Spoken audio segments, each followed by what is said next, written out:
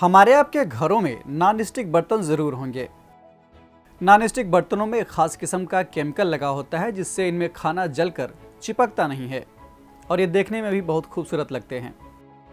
लेकिन क्या आपने कभी सोचा है कि इसमें जो केमिकल लगा होता है कहीं वो हमारे आपके स्वास्थ्य के लिए हानिकारक तो नहीं है? ये बात हम सोचे ना सोचे लेकिन हमारे वैज्ञानिक इस बारे में ज़रूर सोचते हैं। अभी हाल ही में एक अध्ययन के आधार पर यूनिवर्सिटी ऑफ स्टॉकहोम के वैज्ञानिकों ने दुनिया के ज़्यादातर जगहों पर होने वाली बारिश को असुरक्षित पाया है और इसका कारण है यही नॉन स्टिक बर्तनों में पाया जाने वाला केमिकल जिसका नाम है फॉरएवर केमिकल्स। इस पूरे मामले को हम विस्तार से समझेंगे, लेकिन इससे पहले आपको ये बता देते हैं कि इस वीडियो में हम क्या क्या डिस्कस करने वाले हैं।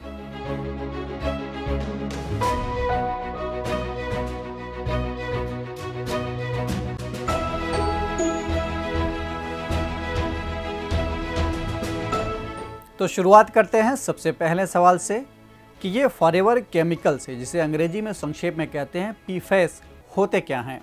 पर एंड पॉलीफ्लोरो एल्काइल सब्सटेंसेस या पीफैस को 1940 के दशक में विकसित किया गया था।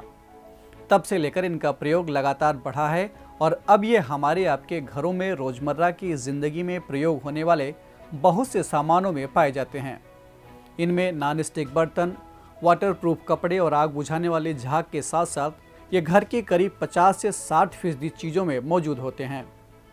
ये रसायन नॉन स्टिक और स्टेन रिपेलेंट यानी ना चिपकने वाले और दाग रोधी गुण वाले रसायन होते हैं। चूँकि ये जल्दी नष्ट नहीं होते हैं इस कारण इन्हें फॉरएवर केमिकल्स यानी चिरस्थायी रसायन भी कहते हैं। ये कोई एक सिंगल केमिकल नहीं है बल्कि ये पूरा एक ग्रुप ऑफ केमिकल होता है जिसे संक्षेप में हम पीफैस का नाम देते हैं। दूसरा सवाल कि इनके कारण वातावरण या वर्षा जल में क्या समस्या आ रही है। दुनिया में कई जगहों पर बारिश के पानी को पीने के योग्य माना जाता है। उनका स्टोरेज करके उन्हें पिया जाता है। बारिश का पानी सामान्यतः सबसे शुद्ध इसलिए माना जाता है कि वह सभी तरह के संक्रमण या सम्मिश्रण से मुक्त होता है। सूर्य की रोशनी के कारण महासागरों, झीलों और नदियों का पानी वाष्पीकृत होता है जिससे पानी में मौजूद किसी तरह के अन्य पदार्थ या रसायन वाष्पीकरण से वायुमंडल में नहीं पहुंच पाते हैं। केवल शुद्ध पानी ही भाप के रूप में बादलों तक पहुंचता है। जब ये बादल दूसरी जगह पर पहुंचकर बारिश के रूप में गिरते हैं तो ये सबसे शुद्ध रूप में ही होते हैं जो कि पीने लायक होते हैं, यानी पानी वो पीने लायक होता है। लेकिन अब हाल ही में स्वीडन के यूनिवर्सिटी ऑफ स्टॉकहोम के वैज्ञानिकों ने एक रिसर्च में दुनिया के ज़्यादातर जगहों पर होने वाली बारिश को फॉरएवर केमिकल्स के कारण असुरक्षित पाया है। जैसा कि मैंने पहले ही बताया कि फॉरएवर केमिकल्स पर्यावरण में टूटते नहीं हैं, ये नॉन स्टिक होते हैं। इस कारण यही केमिकल्स अब बारिश के पानी में घुल रहे हैं, यानी पानी को धीरे धीरे जहरीला बना रहे हैं। तीसरा सवाल कि इस फॉरएवर केमिकल्स यानी पीफैस से शरीर पर क्या नुकसान होता है, यानी हमको इसको लेकर चिंता करने की ज़रूरत क्यों है। पीफैस मनुष्य के शरीर पर कितना असर डालते हैं इस पर काफ़ी शोध हो रहे हैं, लेकिन अभी भी इसकी पूरी सटीक जानकारी नहीं है। अभी तक के शोध से जो पता चला है कि पीफैस के शरीर में आने से किडनी और टेस्टिकुलर कैंसर जैसी गंभीर बीमारियों का खतरा बढ़ जाता है और साथ ही ये आपकी रोग प्रतिरोधक क्षमता यानी आपका इम्यून सिस्टम कमज़ोर कर देता है। इसके अलावा यह कोलेस्ट्रॉल और ब्लड प्रेशर भी बढ़ा सकता है और यकृत यानी लीवर में पाए जाने वाले एंजाइमों में परिवर्तन कर सकता है। पीफैस के कारण बच्चों को लगने वाले टीकों के असर में कमी आ सकती है और नवजात शिशुओं के वजन में थोड़ी कमी हो सकती है। अगला सवाल कि जब ये रसायन इतना नुकसानदायक है तो इसे नष्ट करने का कोई तो उपाय होगा। देखिए, वैसे तो कुछ पीफैस रसायनों को पानी में से काफ़ी हद तक फिल्टर किया जा सकता है, लेकिन उन्हें पूरी तरह ख़त्म करना टेढ़ी खीर है, क्योंकि इसके लिए इन्हें बहुत उच्च तापमान पर भस्मीकरण या अल्ट्रासोनिक तरंगों के साथ रेडिएट करना होता है। इन प्रक्रियाओं में काफ़ी ऊर्जा खर्च होती है और जलने के दौरान ये पर्यावरण को धुएं से दूषित भी करता है। दरअसल पीफैस का रासायनिक बॉन्ड इतना मजबूत है कि उसे तोड़ना बहुत ही मुश्किल है। कार्बन और फ्लोरीन के बीच का ये बॉन्ड सबसे मजबूत रासायनिक बंधों में से एक होता है। इसमें फ्लोरीन के एटम कार्बन के एटम को कुछ इस तरह से चारों ओर से घेरे रहते हैं कि बिल्कुल जगह ही नहीं छूटती कि उस जगह में कोई घुस पाए। इसीलिए उसे तोड़ना और ख़त्म कर पाना लगभग नामुमकिन सा हो जाता है। अगला सवाल कि इस बारे में वैज्ञानिकों ने नया हल क्या सुझाया है।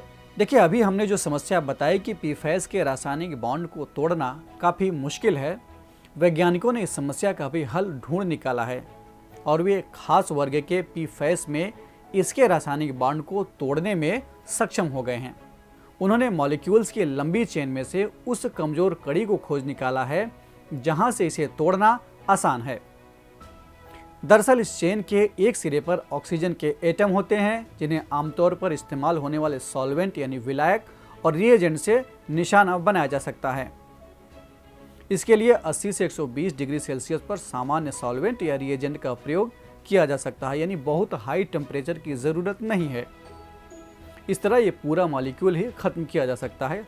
हालांकि ये विधि सभी तरह के पीफैस के लिए उपयोगी नहीं है, यानी जैसे मैंने पहले ही बताया था कि पीफैस पूरे ग्रुप ऑफ केमिकल्स है ये, उसमें से कुछ केमिकल्स को तो नष्ट कर सकता है लेकिन कुछ अभी भी बचे रह सकते हैं। एक और सवाल कि क्या फॉरएवर केमिकल्स को लेकर कुछ मानक भी हैं, कुछ स्टैंडर्ड भी है कि ये कितना होना चाहिए, कैसा होना चाहिए। फॉरएवर केमिकल्स को लेकर पूरी दुनिया में खास तरह के दिशा निर्देश हैं कि इनका इस्तेमाल किस तरह से होना चाहिए। अफसोस की बात है कि इनका स्तर धीरे धीरे गिरता जा रहा है। पिछले 2 दशकों में फॉरएवर केमिकल्स के जहरीलेपन को लेकर कोई नई गाइडलाइंस नहीं जारी की गई हैं, यानी उनमें किसी तरह का नया या सकारात्मक बदलाव नहीं किया गया है।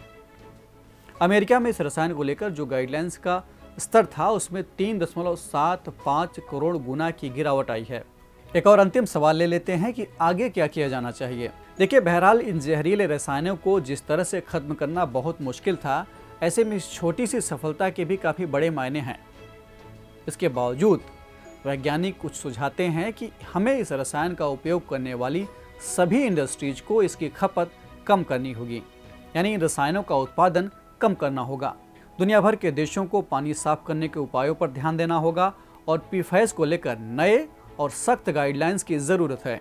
इसके अलावा पीफैस को लेकर भारत में अभी कोई प्रत्यक्ष कानून नहीं है, जो कि अब इस पर ध्यान देने की आवश्यकता है।